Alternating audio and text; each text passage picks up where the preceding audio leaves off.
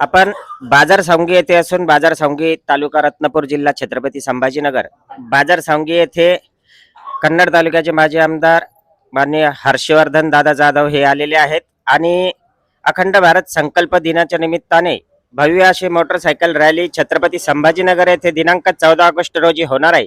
तर त्या संदर्भात त्यांनी बैठक घेतलेली आहे।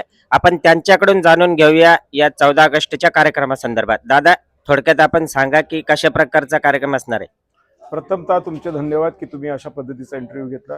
मुळातच एक जखम झालेली आहे भारत मातेच्या मनावरती, कारण की जे अखंड भारत अगोदर होता तो 14 ऑगस्टला विभाजित झाला।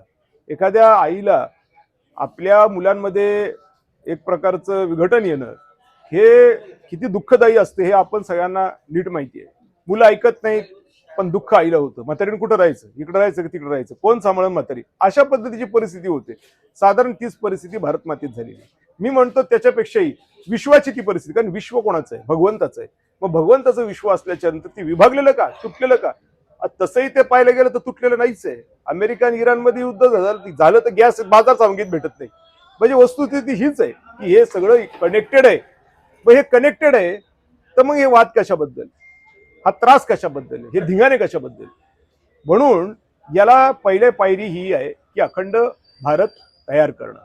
पुन्हा एकदा ते सामंजस्य, ते प्रेम, ती सद्भावना, ते एकमेकाबद्दलचं असलेलं सौहार्द हे तयार करणं, आणि त्या अनुषंगाने हा 14 ऑगस्टचा आम्ही कार्यक्रम आता संपन्न करण्याच्या भूमिकेत आहोत।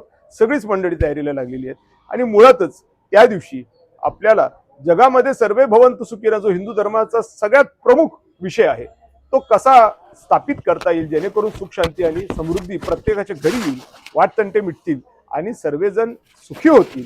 अजरामर सुख कसं प्राप्त होऊ शकतं या संबंधीचा एक रोडमॅप आपण मांडणार आहोत।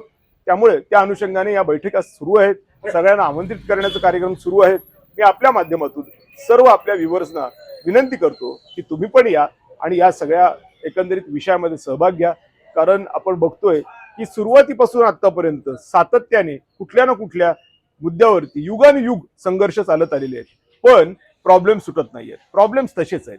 मग युग बदलून, राजे बदलून, सत्ता बदलून आपण काय मिळवलं? म्हणून आपल्याला एक समज येण्याची आवश्यकता आहे की नेमका फॉल्ट कुठे आहे। जसं एखाद्या वायरमॅनला कळतं की फॉल्ट कुठे आहे, त्यामुळे त्यालाच शोधावं लागतं, असं ह्याच्यात फॉल्ट कुठे आहे हा पण आपल्याला शोधावं लागणार आहे आणि त्याचं उत्तर आपल्याला हिंदू धर्मामध्ये मिळतं। म्हणून त्याचा उहापोह त्या दिवशी करणार आणि जागृती करणार अशा पद्धतीचा हा कार्यक्रम तुम्ही सर्वांनी या कार्यक्रमाला यावं अशी विनंती। दादा, दिनांक 14 ऑगस्ट रोजी हा जो कार्यक्रम होतोय, तर या कार्यक्रमासाठी विशेष काही आणखी कोणाची उपस्थिती असणार आहे की कशा संदर्भात नियोजन? सर्वांचंच आपण आग्रहपूर्वक निमंत्रण देतच आहोत। अगदी माननीय मुख्यमंत्री देवेंद्र फडणवीस साहेबांपासून तर थेट राजस्थानचे महामहिम राज्यपाल हरिभाऊ बागडे नाना किंवा जी काही मंडळी सातत्याने काम करत आलेली आहेत, अशा सगळ्यांचंच आम्ही त्याच्यामध्ये या अशा पद्धतीची त्यांना याचना करत आहोत, सगळेच लोकप्रतिनिधी। आणि आम्हाला कुठल्याही पक्षाचं बंधन नाही की आमच्या याच पक्षाचं यावं किंवा त्याच पक्षाचं यावं। जी मंडळी राष्ट्रधर्म करू इच्छितात त्यांनी यावं आणि ह्याच्यामध्ये काय आम्ही सांगू इच्छितो ते कमीत कमी श्रवण करावं, असं त्याच्यामध्ये आमचं मत आहे।